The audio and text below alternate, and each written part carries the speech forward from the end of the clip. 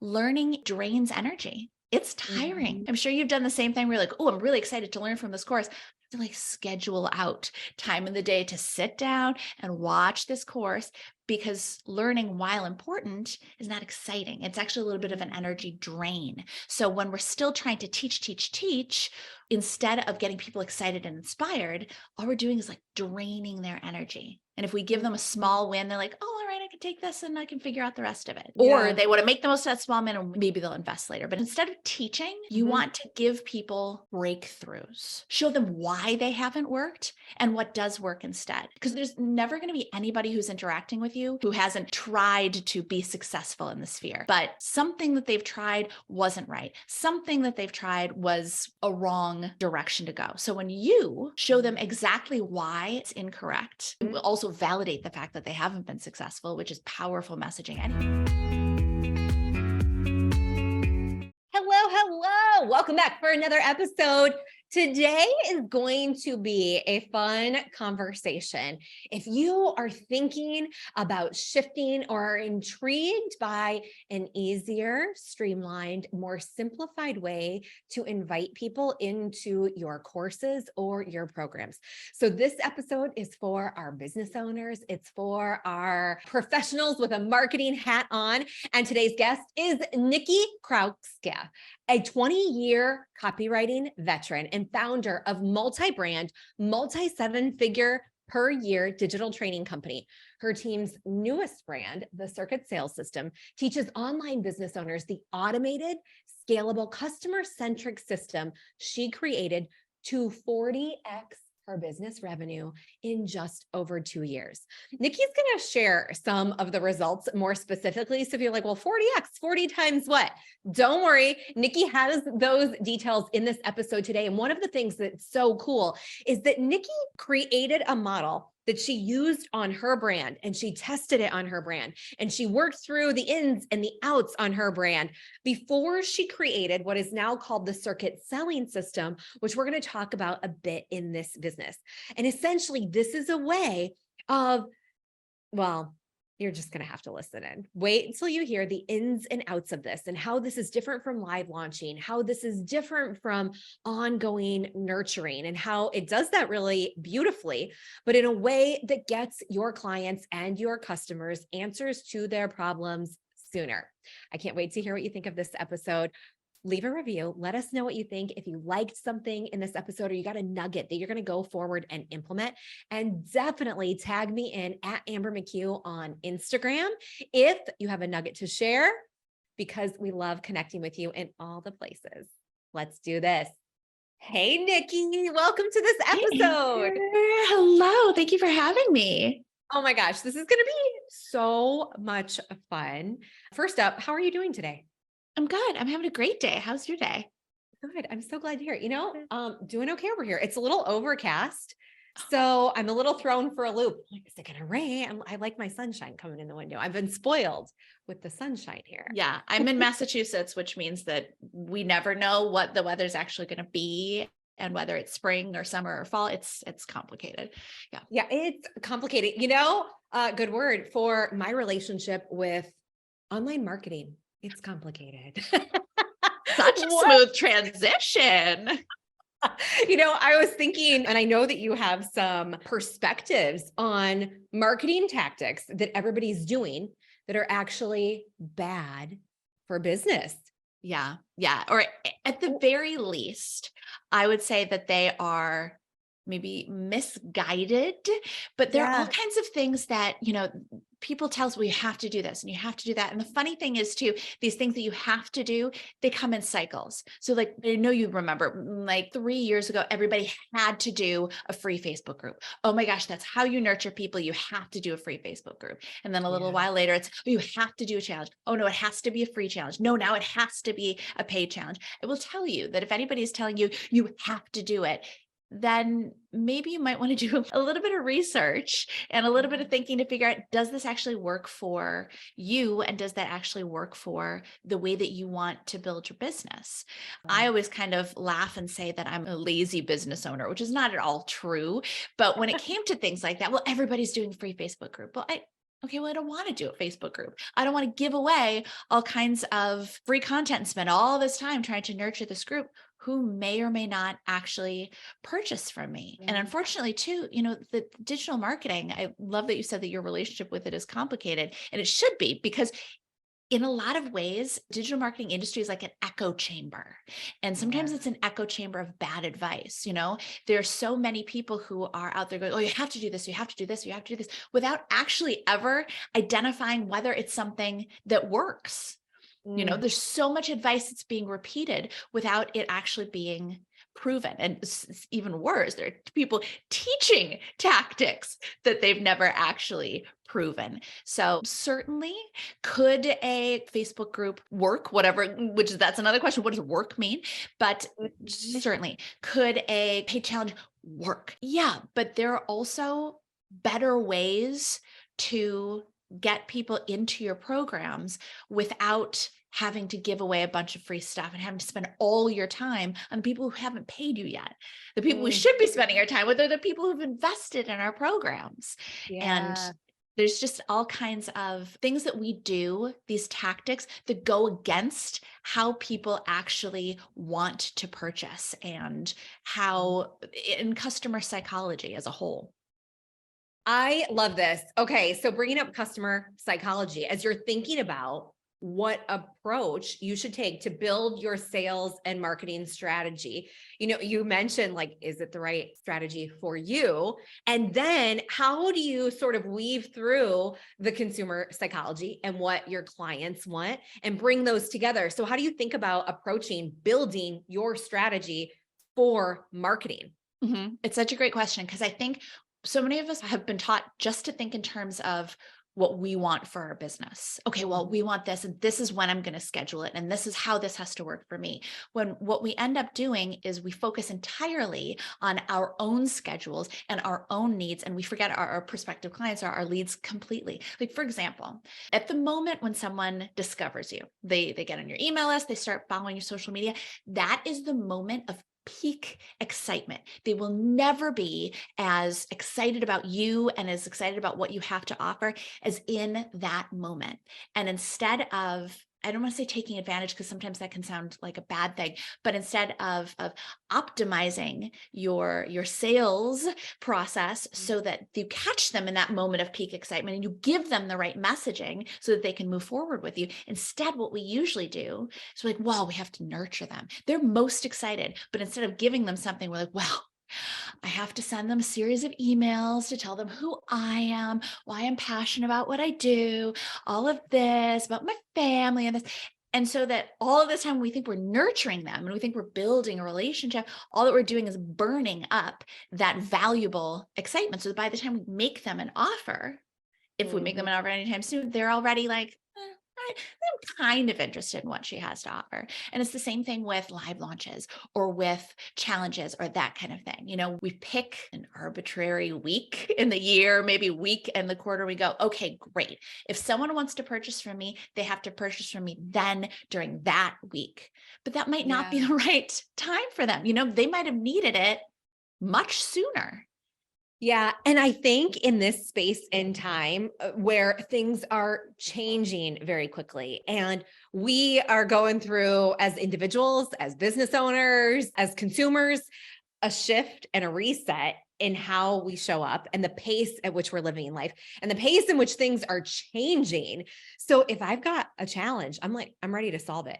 Like Mhm. now, like, let's Exactly. go versus waiting through a sequence or a launch. And so if you think about sort of that pace and the changes, right, the rapid fire climate that we are in right now, where things are moving fairly quickly, what is a better approach?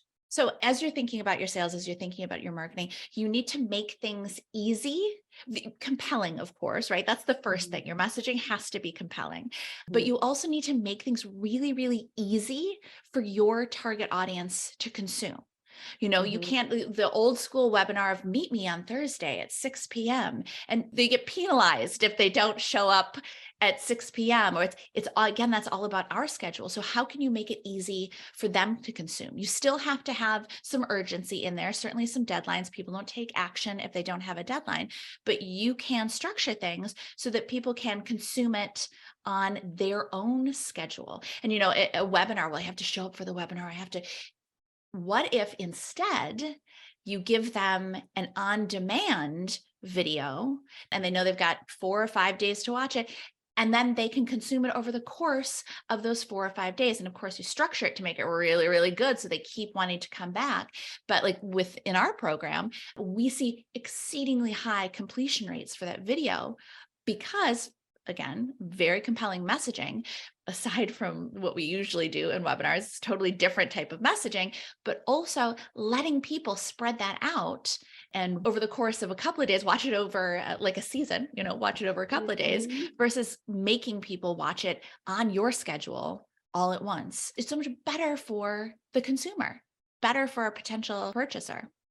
One of the things that this is bringing to mind is this idea that I'm hearing from many people, we want to get back in person and online workshops. I don't know about on demand. So this is interesting, but our watch on demand or replay, if there's a workshop and you allow for a replay of that, are those watch rates going down? Or in the work that you do, are you seeing that, no, they're pretty much par for course because we have the right messaging and the right incentives? So what are you seeing there real time? Well, it depends, right? If it's the Yeah. standard, like it's a webinar, teach like crazy. And then, yeah, first of all, people staying on that call is Mhm. plummeting drastically. But then also watching the replay is going down as well. Because remember, it's that same thing. If someone got on your email list, they're interested in you, then they had to wait. And now they hear about the webinar. Okay, but then they couldn't attend the webinar because life happens. How many times Yeah. have you signed up for a webinar? You're like, absolutely, I want to be there. And then Yeah. something happens. And then even still, then the replay comes through maybe a day later, or at that point, it's not a priority for them. And you Mhm. can certainly message them like crazy and try to build that back up again, but you're never going to have that same level of excitement. And to your point about being live, yes, I think part of that is from us business owners who are used to being able to like attend stuff and go to conferences. And we want to get out of the house because we're stuck in the house every day. But that's a little bit different from your prospective audience having to see you live. I hear that a lot, like, oh, my audience has to see me live. My audience has to see me live. No, your your audience doesn't have to see you live. You can still have that same level of excitement, and they can still have that same level of engagement and interest in what you have to say without seeing you live. Listening to this podcast and really all of your podcast episodes and all of my podcast episodes, they're not live, right? But we Mhm. still deliver very interesting, very compelling, very useful pieces of information. And that doesn't mean that people go, well, I'm not getting to listen to Amber live, so why would I even bother with this podcast? No, it's all about what's in it. And the problem is that people are still give them your best stuff, just teach like crazy, give them a little win. And that stuff, it might have worked, 5, 7 years ago, but it doesn't work anymore. Teaching is not the way to go about getting people to attend and to stay. And then of course, to purchase from you afterwards. Yeah, because there is a bit of this reality that there is a lot of information available at our fingertips instantly. So, what makes it more compelling for me to show up, whether it's live or otherwise? Because I'm hearing like, okay, teach it all. Like, I'm going to teach you this thing isn't quite working. What is the better approach? That's a great question. And I don't blame people for being like, well, I have to teach because what else would I talk about? Because this is not a way Mhm. that we've been thinking about this before. But Yeah. when you think about it, learning, while important, and certainly we want them to learn once they purchase our course, once they purchase our program, learning drains energy. It's tiring, Mhm. right? I'm sure you've done the same thing where you're like, oh, I'm really excited to learn from this course. To like schedule out time in the day to sit down and watch this course, because learning, while important, is not exciting. It's actually a little bit of an energy drain. So when we're still trying to teach, instead of getting people excited and inspired, all we're doing is like draining their energy. And if we give them a small win, they're like, oh, all right, I can take this and I can figure out the rest of it. Or Yeah. they want to make the most of that small win and maybe they'll invest later. But instead of teaching, you Mhm. want to give people breakthroughs, right? Show Mhm. them why all of the things that they've done before that haven't worked, show them why they haven't worked and what does work instead. Because there's never going to be anybody who's interacting with you that hasn't tried to get the end result before, who hasn't tried to be successful in the sphere. But something that they've tried wasn't right. Something that they've tried was a wrong direction to go. So when you show them exactly why this piece of advice or this tactic or this information, show them exactly why it's incorrect. Help them Mhm. also validate the fact that they haven't been successful, which is powerful messaging anyway, but show them why this hasn't been correct. And then show them actually what does work and why it works. First of all, they have a major breakthrough. They understand why they haven't been successful in the past, which again, that validation, but then also you, because you've just completely opened their eyes and set aside all of this, industry information that everybody says is the way you have to do it, they have a breakthrough and you become the expert in their eyes because you've just proven that you know better than all of this other stuff that people are saying you have to do, you have to do. And you've proven it by validating their own experience. Didn't work Mhm. for them. And you say, yeah, of course it didn't work for you. Here's why. And here's what does work. It's a really, really powerful messaging, but it's also a really powerful interaction with your target audience. And it really builds a connection incredibly quickly. So good. Okay. So one of the first things that comes to mind for me is that sometimes we know our material, our content, our area of expertise so well that it's hard to see those things like, okay, that you've tried this, you've tried that, you've tried, like we have what sometimes is referred to as the curse of knowledge, right? So we Yeah. can't see. So how do we were talking a bit about consumer psychology. How do you dig into, okay, here are all of the things that you've tried so you can help people identify those breakthroughs? How do you go deep into that and build that? Yeah, it's the thing that nobody wants to do.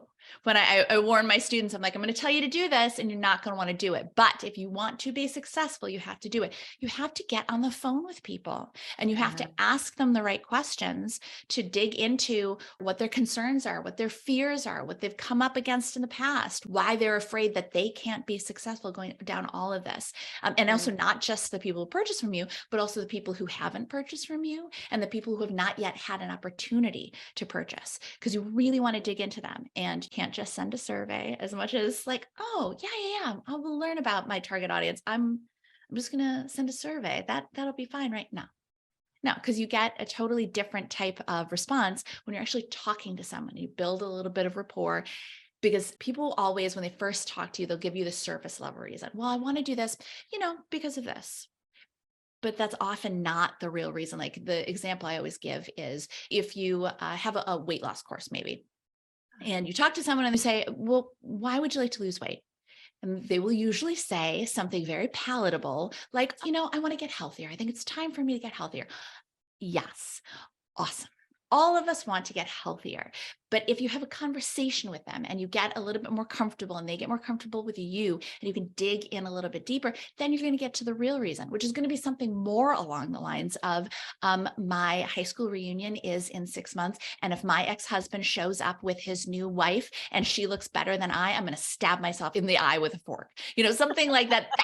That's the real reason. And that's the reason why someone's going to pull out their credit card, not because I want to be healthy, but this compelling reason. And so digging in and talking to your target audience is really, really important. But anyway, back to misinformation they've been getting. That's Yeah. also stuff that you're going to hear on those calls, but you're also going to hear it in, if you have, communities, if you have Facebook groups, or if you have coaching calls, you're going to hear this kind of stuff being like, well, I've always heard that you have to do this. It's the kind of stuff that makes you go, oh my God, I can't believe I have to say this again. Not, I mean, obviously you would never actually say that to them, Mhm. but It's the stuff you But go, you I feel cannot it. believe Yeah. exactly. I can't believe Yeah. people are still thinking this.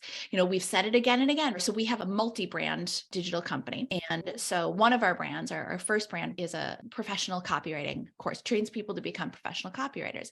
And again, they would hear that they had to choose a niche in order to be, or niche, however you want to say it, in order to be successful, right? The riches are in the niches, although just because something rhymes does not mean that it's true.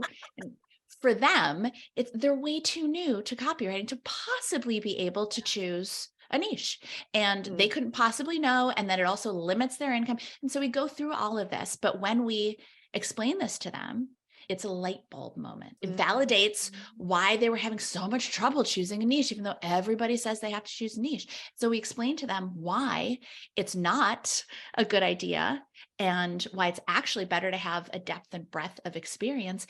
They immediately trust us more, and they are willing to go on much more of a customer journey with Yeah. us. But that's the kind of stuff you can only find out by actually talking to people.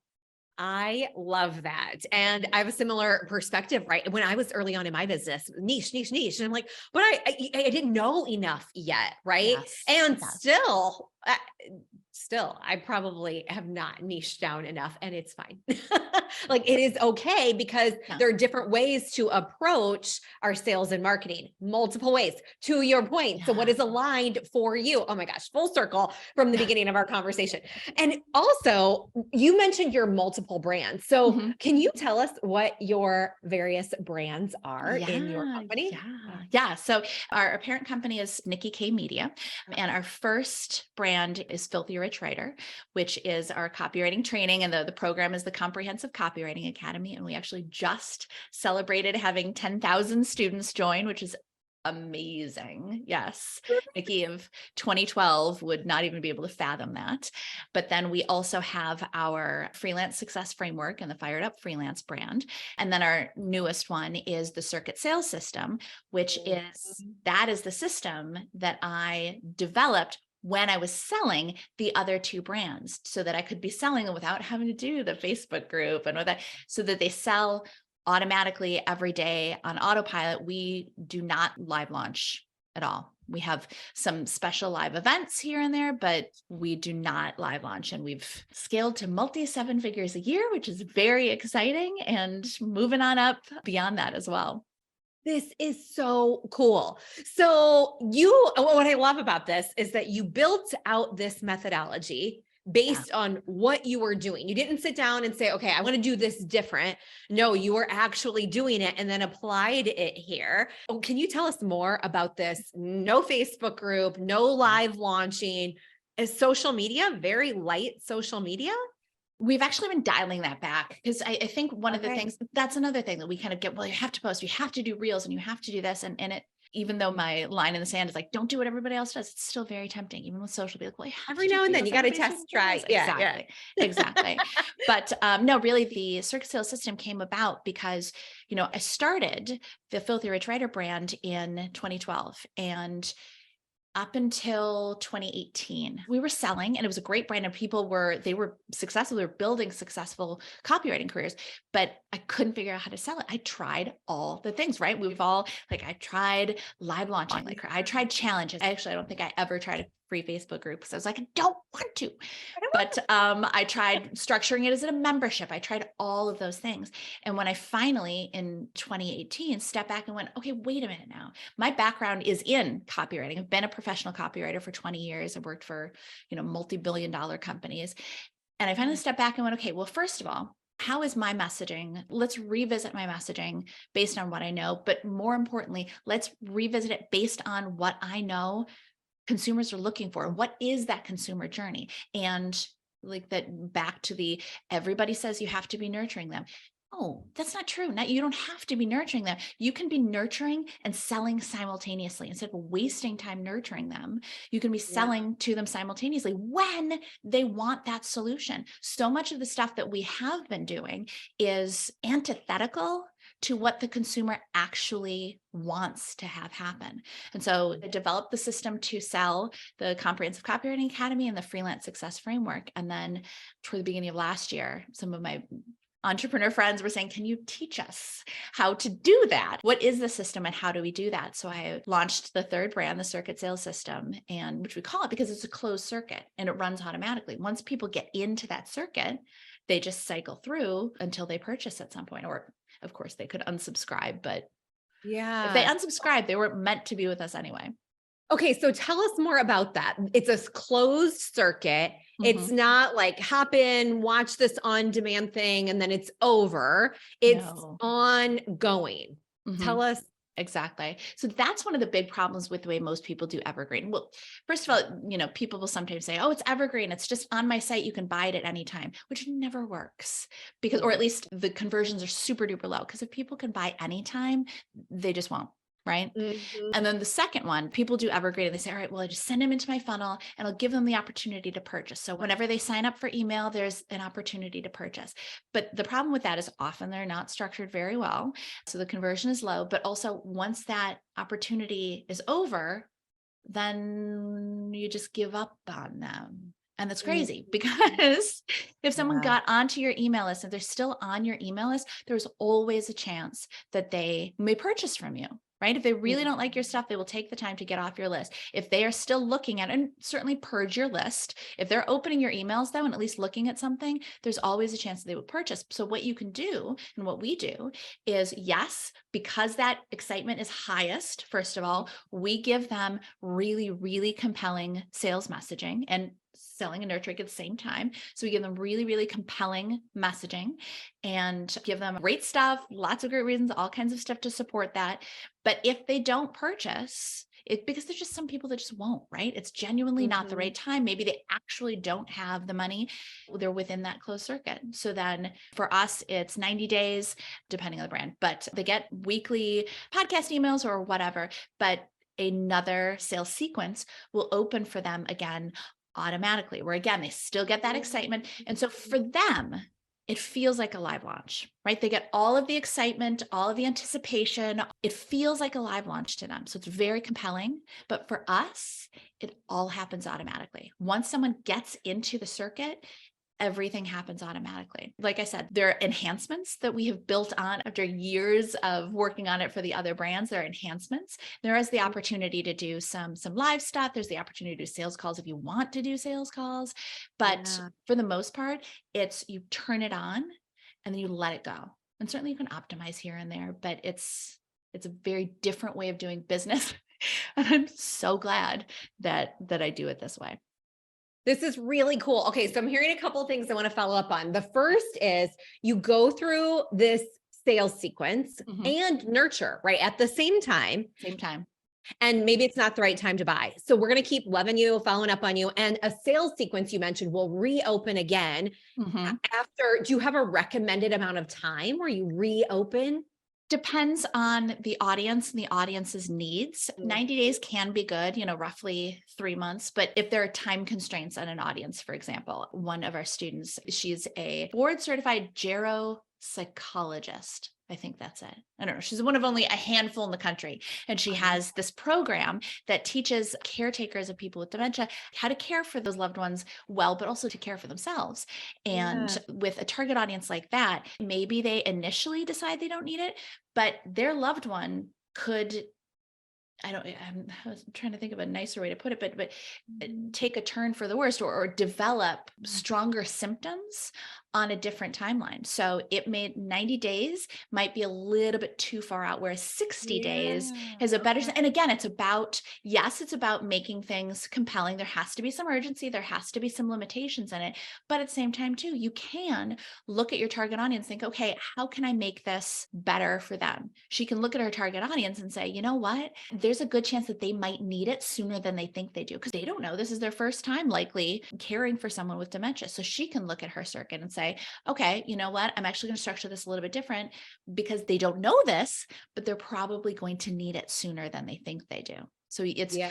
digging into, that's a big part of the program is digging into your target audience and really getting to know them. So many of us think that we know our target audience, and certainly to a Mhm. certain degree we do, but there are always ways that we could know them better and better insights that we could get that can help us help them more. Mm-hmm. So good. Okay. So as we sort of blow out this circuit concept, just to give people the Mhm. full idea, Yeah. you're not turning on a sales sequence does not equal writing a whole new sequence. No, no. Yeah. What we recommend for our students is that there's some nurturing, certainly just to get people re-excited. And those we do recommend that you create fresh. But the sales emails, for the most part, you can reuse a lot of what you've put together before. And we teach our students exactly how to do it. But when you have written really, really great, compelling emails, you don't need to rewrite them. Change out the subject line, certainly keep them fresh. Change out the testimonials you have in there. Maybe if you highlighted one bonus in sales sequence 1, maybe you highlight a different bonus in sales sequence 2. But for the most part, because you do the heavy lifting at the beginning, you do the hard work at the beginning, after that, a lot of it is going to be reusable. It's a lot of thinking and it's some work, but of course you want 7 figures or you want multi 7 figures, it takes some work. But we do that insightful thinking at the beginning so that you can then use that throughout all of your touch points. And that includes social too. The messaging that you work on can be used on social. It can be used if you're a guest speaker at a summit, it can be used there. It can be used in all kinds of different places. So we never want to reinvent the wheel or do unnecessary work. Your messaging is too important to be kind of guessing at what you should say. Like, oh, I have to come up with something fresh. So like, oh, okay, let me just put something together. No, it's so thoughtful and well thought out, which also makes me think of the data analysis that you have Yeah. the opportunity to do. So what kind of data do you look at and how often do you make adjustments based on what you're seeing? It's a great question. And that is super duper important because, well, there are all kinds of things you can look at, right? Which is true for all of us, but you can look at email open rate. You can look at email click-through rate. You can look at opt-in rate for the emails. Obviously, if you're running ads, look at all those. You can look at video completion, although because you have to think about it slightly differently because the video completion will often happen over a couple of days. But the great thing is that we will often run tests, on our opt-in page, on our sales page, just to kind of see what will make a difference. And the thing is because we constantly have traffic going through the system, we can find Yeah. out really quickly what works and what doesn't. One of the problems with live launching, and I hear people say, well, you have to live launch because you have to refine your message. Yeah. But the problem is, if you're only live launching once every 3 months or even once a month, if you make a change, sure, it could improve it, or it could tank your results. And then you Yeah. also can't know if it was that change or it was something else. So in the circuit, when you constantly have traffic going through, you can make little tweaks regularly and see how they improve, and it can be change out the headline or change out the color of the button. And sometimes things that's the thing with guessing, right? Is that you're like, oh, I think this is definitely going to work. And it falls flat, or it just, Nope. doesn't make any Wasn't changes. Or that? you're like, let's try changing the color of this link. And for whatever reason, you got, 10% more. But because you have, Exactly. like I said, the traffic constantly going through, you can make these tweaks and optimize as you go. That's fantastic. Oh my goodness. Nikki, I just have so many more questions, but being mindful of the time we have here today. If there were something someone was thinking about, okay, I'm kind of curious about this circuit sales system. What should we be thinking about as we make the decision to step into circuit selling? Yeah, absolutely. Well, certainly they can go to circuitsalessystem.com/free and opt in for our free on-demand video training. It's funny, I'll talk to our students and they're like, the interesting thing about the sales process was I could feel myself being sold to, but it was done so effectively and I really liked it. And I wanted to be able to do the same thing. So definitely, dig in and take a look. There will be things that we do differently, but you might not understand how we do it differently though. So that's the interesting thing, is that once you actually dig into the course and into the program, it's going to make sense to you why we do certain things and why we don't, and why it might seem like we're teaching, but it's actually a totally different thing. But that's Yeah. the best place to start. Absolutely. I love this. And I will say, I have watched this training that's on the other side of that, and it's very unique. So definitely pay attention, definitely watch and identify some of these things that Nikki has mentioned and shared. And you're going to notice right away when you watch this, like, oh, wait, it's a little bit more dynamic there. Yeah, absolutely. It's super fun to check out. So I hope everybody does. Nikki, thank you so much for spending time with us here today. Thank you so much for having me. It's always so much fun to chat with you. The best. We'll see you soon.